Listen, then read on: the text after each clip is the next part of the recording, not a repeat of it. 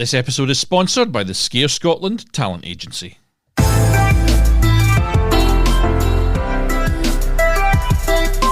Hello and welcome back to Film Pro Productivity and Success, the podcast that helps film professionals and other creative people, all creative people really, to live a more focused, effective and hopefully a happy life. My name is Carter Ferguson and this is episode 153. Another 3 pearls of invaluable wisdom. Good advice is almost always certain to be ignored, but that's no reason not to give it. Agatha Christie, unquote. Regular listeners will recognise that this is, I think, the third in a series of pearls of invaluable wisdom, and the reason for that is that these things have proven to be really quite popular shows. Today, I have 3 more pieces of advice for you to ponder and learn from. Another one, though, I'm going to give before I even start is when you start your computer up and the software you use to record your podcast says, would you like to update, and you've got a whole load of shows to record, don't say yes. Don't say yes, because I've just had to go 20 minutes, uninstall the old version, restart the computer, and I'm now 20 minutes behind, when frankly I would have been perfectly happy recording it on a slightly older version of the same software.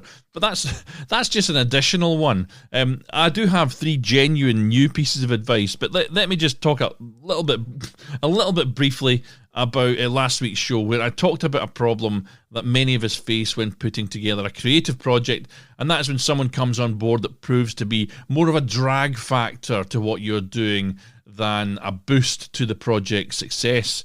That one is called, and I won't swear in this particular episode, but it's called the F-wit factor, and I'll warn you now that some swearing is involved. Anyway, enough of that, on with the show. Act as if success is certain. Pritchett, unquote. My first pearl of invaluable wisdom today is this. A risk is the price you pay for an opportunity. I'll say it again. A risk is the price you pay for an opportunity. This advice is often attributed, amongst several others, to Tom Selleck of all people, and maybe it's a little bit hard to get your head around it at first, but it's a valuable thing to lock into. Tom Selleck specifically said this. He said, I praise CBS for taking a risk, which is always the price you pay for opportunity. This is not standard movie of the week storytelling. Extrapolating from that, though, we end up with a clear piece of productivity advice that allows us to weigh up our opportunities to achieve significant rewards. It's a widely accepted principle in business, investing, and in personal growth.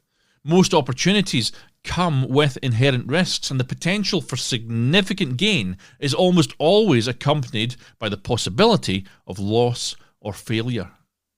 We must always, as high-level thinkers, weigh the potential risks against the possible benefits when pursuing opportunities to make informed, strategic decisions as opposed to taking reckless chances. Taking risks is essential for growth and progress. Stepping out of your comfort zones and tackling new challenges can lead to personal development, innovation, and advancement in various fields. I've covered this before in another show called Get Comfortable Being Uncomfortable, as far too often we play it safe when it comes to running our lives or our businesses. While acknowledging the necessity of risk, a risk is the price you pay for an opportunity, also underscores the importance of risk management. This involves identifying, assessing, and prioritizing risks and developing strategies to minimize potential negative outcomes. And it also brings attention to the concept of the risk-reward ratio, a fundamental principle in investment and business strategy, balancing the potential rewards of an opportunity against the risks involved to achieve the best possible outcome. If you're not willing to risk the unusual, you will have to settle for the ordinary. Jim Rohn, unquote. A risk is the price you pay for an opportunity encourages us to have an entrepreneurial mindset where taking calculated risks is a necessary step towards innovation and success. And this all encourages us to view risk itself as a form of investment, doesn't it?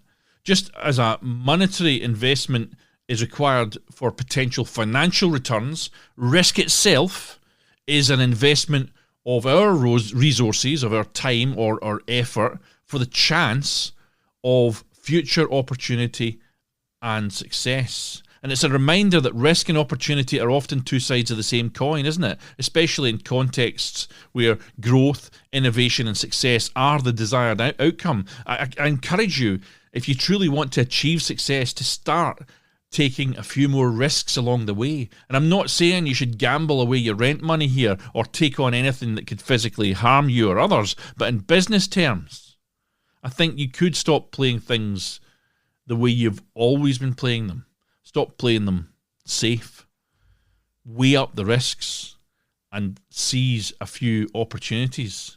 Pay the price. A risk is the price you pay for an opportunity. Or would you rather stay exactly where you're at? I took a walk in the woods and came out taller than the trees. Henry David Thoreau, unquote. The second piece of advice that I have here is one that I often have to remind myself about, and it is simply this, basically. It's to stop and smell the flowers. It's simply a metaphor that emphasises the importance of taking time out of our busy lives to appreciate and enjoy the simple, often overlooked pleasures and beauties around us. But it's one that in today's stressful, high-octane, fast delivery world just gets lost along the way. I'm forever getting stressed out myself, got to be honest, or anxious due to some problem with work, or it might even be more so the lack of work. And I touched upon this in episode 150, Positive Thinking, Positive Outlook. I have a number of... I don't actually know what title that episode's going to have, by the way, by the time it comes out. I've adapted it so many times that I'm sure it's going to go out with more than one title. But anyway, episode 150, I was talking about positive thinking. Stopping to smell the flowers encourages mindfulness. It urges us to be present in the moment and truly engage with our surroundings. It teaches us to appreciate life and all the good things we have got going for us. In our fast-paced world, taking a moment to enjoy simple pleasures can significantly reduce stress and anxiety, promoting mental well-being. It nurtures a sense of gratitude, helping us recognise and value the small joys and blessings in life, leading to greater overall happiness. Adopt the pace of nature. Her secret is patience. Ralph Waldo Emerson, unquote. Stopping every once in a while can provide perspective and remind us that life isn't just about work or obligations, but also about experiencing joy, beauty, and about relaxation. Such moments can be rejuvenating, providing a necessary break that can increase productivity and creativity when we return to our tasks. Don't be pushed by your problems. Be led by your dreams. Ralph Waldo Emerson, unquote. Stopping to smell the flowers serves as a valuable reminder to slow down, savour life's simple joys, and work harder to maintain balance and well-being in your life. Next time you've got a meltdown happening or you're feeling overwhelmed with what lies ahead of you, instead of doubling down on that feeling and forcing yourself to work harder and harder, try opting out of it for a while. And try taking a short walk or just have a look out of a window for 5 minutes with a cup of tea. You may find that your productivity, your mental well-being and your mood will be all the better for it. And in turn, you'll find yourself to be more open to solving the problems that lie before you. In the words of John Muir, in every walk with nature, one receives far more than he seeks. Unquote. Our final pearl of wisdom today is from Pritchett, author of U Squared, and it is this: problems belong in the process. These are big ideas that I bring to you. I do realise that in this show. I'll say it again. Problems belong in the process. And I feel that this one goes hand in hand with the earlier pearl of wisdom. That's why I've put it in here, that a risk is the price you pay for an opportunity. For if we don't take risks and take action on our dreams or our goals or our aspirations, if we forever see only problems, we will not move at all. Coming up against difficulties or challenges is a natural and expected part of any process, and recognising this can help us to mentally prepare for whatever challenges lay ahead.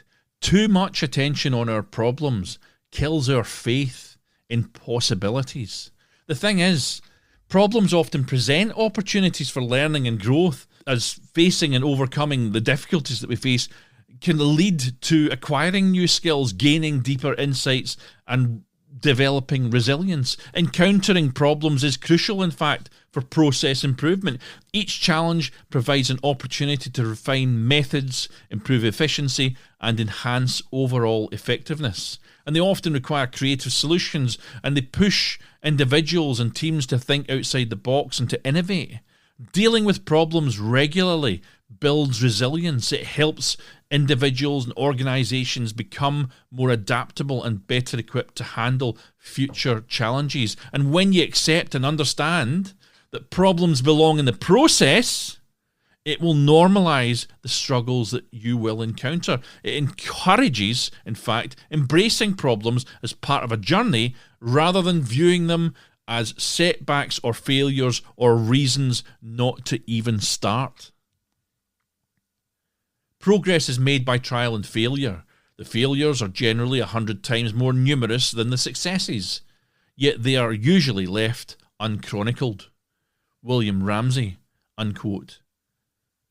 And my point in bringing all this to you is simply that you shouldn't wait for that perfect moment, that ideal alignment of the stars and the planets to make a move on following your dreams. By recognising that problems belong in the process, you will be encouraged to take the steps required to start you on your journey. Knowing where you're going, right, is far more important than knowing exactly how that you're going to get there. You know? There's no unquote at the end of that line. That was actually just me talking. I do have a quote for you now, though. Problems are guidelines, not stop signs. Robert H. Schuller, unquote. So thanks again for tuning into the show, folks, and sharing your valuable time with me here today. I hope that you found something valuable in the episode, and I look forward to seeing you next week on the final episode of this mini-series, Series 12. The next show is called The Discoverability Problem, and that will be the final show of this short season. But as a reminder, today's pearls of wisdom were as follows. A risk is the price you pay for an opportunity. It's a good one, that. A risk is the price you pay for an opportunity. 2, stop and smell the flowers. Even when you feel your back's against the wall, you might be able to take a break and come back to a problem with a solution, more relaxed, happier. Number 3, problems belong in the process. And no, as I said a minute ago, my inordinately good phrasing, knowing where you're going is far more important than knowing exactly how you're going to get there. So don't let problems you foresee that you've not even tried to experience yet hold you back. I'll end today, though, with a quote, a relevant quote from Arianna Huffington, who said, "Failure is not the opposite of success. It's part of success." Now take control of your destiny, my friends. Keep on shooting, and join me next time on Film Pro Productivity and Success.